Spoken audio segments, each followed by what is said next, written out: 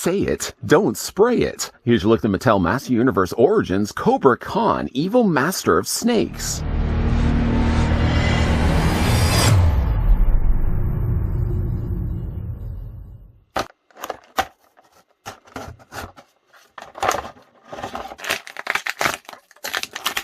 As deceitful as he is dangerous, Cobra Khan uses his hypnotic venom to serve his own ambitions.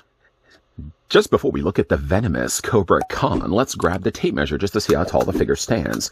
It stands to reason, of course, that he's going to be about the same size as other Master Universe Origins figures. And don't worry, I'll bring in a couple for comparisons. In the meantime, though, Cobra Khan, in this case, stands about 5 3/4 of an inch tall, or the figure's about 15 centimeters in height. And for your hopefully helpful comparisons, here's what Cobra Khan looks like with Battle Armor Skeletor.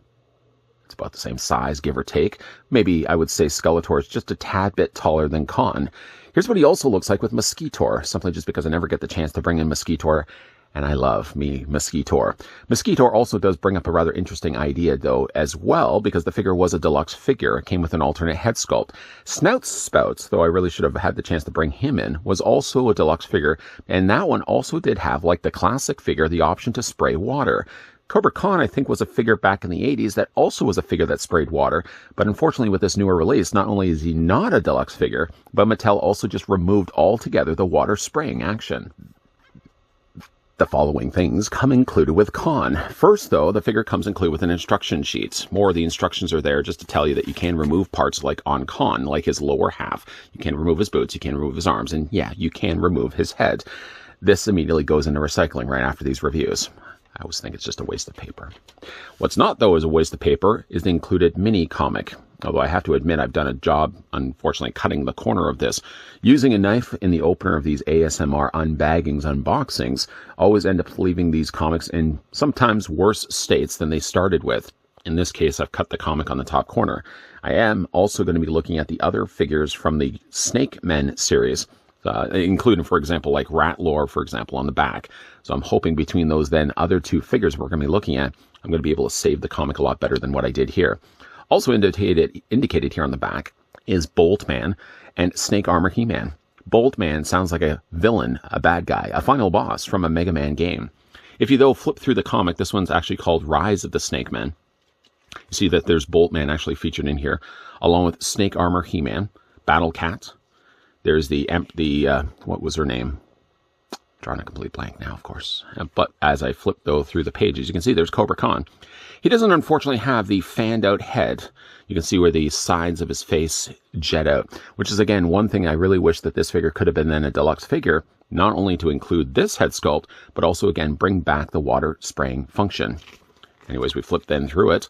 Again, I really like the artwork on this, and because I did buy this internationally, it didn't allow me then the chance to get actually read-ups, dialogue, some idea, some semblance as to actually what's going on in these pages.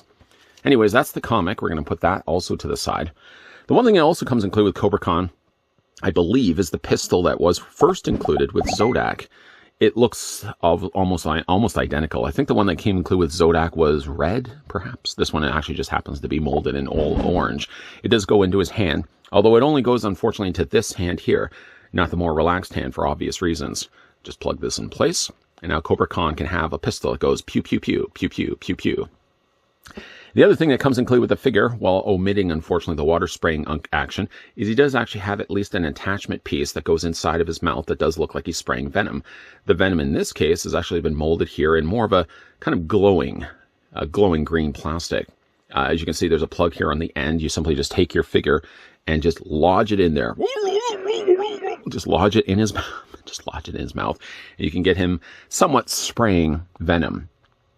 Nice, but again, I wish that they could have also found the way. Now, I know with a case like Snout Spout would have had the backpack on the back that would have actually projected through the water out through his mouth.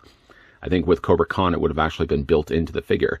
Maybe that's one of the reasons why they decided not to, but at the very least, Cobra Khan, I think, could have had actually the fanned out face and also this head sculpt too, justifying why I think the figure should have been a deluxe release and not a regular basic release. Let's go ahead and remove this for right now. Remove this right now. stop that, stop that. Put that also to the side and get a closer look at Cobra Khan.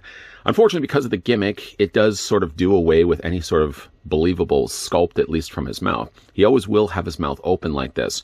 And with not actually having something attached to the inside of it, it always looks like he's got this barren cavity, this endless hole that you can see is in the back of his throat. Sculpt is really good on this one because it does look like the original vintage figure. Never had the chance to get the original Cobra Khan. The coloring is quite good on this as well. You'll notice in this case, actually, that the greens don't all quite gel together. The green that's on the front is actually more of a shinier plastic. Actually, to be fair, also the head on the top is also that same shinier plastic. But it doesn't quite look like the head is the same coloring as his torso. And it's certainly not the same coloring as what they use for the arms. The arms not only are more matte plastic, but there's also more of a different color of green. I'm not sure why they didn't match the two up. The legs also look like they don't quite match the same colors as the arms. So you sort of have multiple colors of green all coming into play here. Sculpting on the body is really quite good on this one. You've got some additional brown that's added here to the front. Again, nice scale work that they've added to the arms here as well. And even with the lower legs as well, he looks like he's getting brand new tooling here. Looks like a brand new torso, obviously. New lower half. I don't think it's been used for any other figure yet. And you also get yourself the monster feet. Monster feet obviously have been used countless times over. In fact, talking earlier about Zodak, Zodak also would have had the same monster feet. Has peg holes in the undersides of his feet, speaking of which, but they don't obviously come with any sort of display stands. Spinning around to the back so you can see some nice detailing. The detailing is nicely finished on the back just as well as it is on the front, and some nice additional scalage all over the back of Cobra Khan's head. I noticed that there is a little imperfection here, at least on mine. A little bit of additional, I guess, plastic that would have come out of the mold. I don't know if it's on everyone's figure. So if you do have Cobra Khan in your collection, let me know if you have a similar little lip of plastic on the back of your figure's head. For the articulation, we're going to start actually with his head. And while I did initially think that the head would only rotate all the way around, I was pleased to see, in fact, that they actually put articulation in a ball joint. So you can actually move Cobra Khan's head up, you can move it down, and you can also rock it back and forth as well. For the arms, it's all, again, the same articulation that you come to expect now from the Master Universe Origins figures. So again, the arms hinge out at comfortably at 90 degrees. You can take the arms and rotate them all the way around. That's the same also on this side as well. The figure has only just a single hinge on the elbow, but it allows at least the forearm to rotate back and forth. And the hands rotate also all the way around, hinging back and forth. Waist swivels on Cobra Khan. Notably, it feels like he's got a lot more heavier plastic. There's a lot of dense plastic being used here for the torso. I'm surprised they actually used as heavy of a plastic as they did. Comparing really against the arms, like the arms are more of a, not rubbery plastic, but you certainly feel the difference between the arms and the torso. The torso is, again, just clunky, hard plastic. Legs do split out. You can take, the legs and move forward. You can move them back. He has, again, the bend in the knee, which allows the lower leg to rotate. He has articulation also in the boot. And you can move his feet up and down and back and forth. You can also get these guys in their classic builds as well. Simply just bending the arms of Cobra Khan and leaving them stacked like this. Bring the legs forward, bend the knees slightly. And then just, of course, compensate with the feet. And then you can get them at least in the way that they would have looked in their classic counterparts. I personally would prefer to have my Master Universe. In fact, all my Master Universe figures tend not to be in their crouching pose like this. One, it makes things a little harder for them to stand. Personally, there you go. Personally, I like the proportion a little bit better by having the legs completely straight. All in all, not a bad looking figure. I think, again, with the thing about Cobra Khan, though, maybe unlike the other Snake Men that we're about to have a look at here soon, coming soon to this channel, I feel like Cobra Khan really should have been a deluxe figure. Building in the water component functions in his torso probably would have been a no-no on Mattel's part. Simply just they didn't want to have water inside a figure's body. But they probably could have found a different way to incorporate that without maybe a swapped-out head option, similar to what we would have got with snout spouts, where, again, you would have had the fanned-out face. Could have been something that they could have also included. Even if they did want to do all the way with the idea of using water, including a secondary head, I think would have been a must-have for Cobra Khan. Obviously putting him away from the idea of a basic figure into the category class of a deluxe figure, but I would be well willing to pay that price for a deluxe figure if it meant that I was going to get an alternate head sculpt for Cobra Khan here. The original vintage Cobra Con involved you having to remove the head from the body, and then you filled the body with water, put the head back in, and like a perfume bottle, you'd pump Cobra Con's head up and down, resulting in him spraying the water out.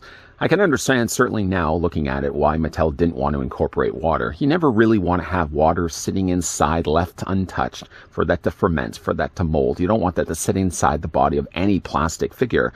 So that's probably one of the reasons why they did away with that altogether. But I think if they had released this guy, though, as a deluxe figure with the fanned-out face, they probably could have found a way to include a backpack on the back of his body, similar to what we got with Snout Spout, and still kept the water function in place and intact, basing it from closer to the vintage figure. I seem to also recall the vintage figure had a more darker green color scheme than what we get right here. This Cobra Con, from what I have, at least from only memory, seems a slightly brighter green. But he has all the same accessories, except for, of course, now the venom attached piece that goes inside his mouth, replacing where the mist of water would normally have come out in the original 80s toy. But what do you guys think of Cobra Con? Let me know down below in the comments section. And do you feel this figure should have been a deluxe release? If not even for the water, but at the very least, so he could have come with 2 swapped out heads. Weigh in your thoughts down below in the comments section. Certainly as well, if you enjoyed this video, want to hit with a like. You guys are loving the content you guys are seeing and certainly on board to see more. We are, in fact, also going to be looking at the rest of the Snake Men. So if that's the kind of thing you guys like to come back to this channel for more Master Universe Origins stuff, it's definitely going to be more Master Universe stuff coming your way. The key to that is, of course, if you enjoyed this video, want to hit it with a like. You guys are loving the content you guys are seeing and on board to see more Snake Men, then make sure you hit the subscribe button down below and turn on the bell notification. As always, guys, thanks for watching. See you guys next time.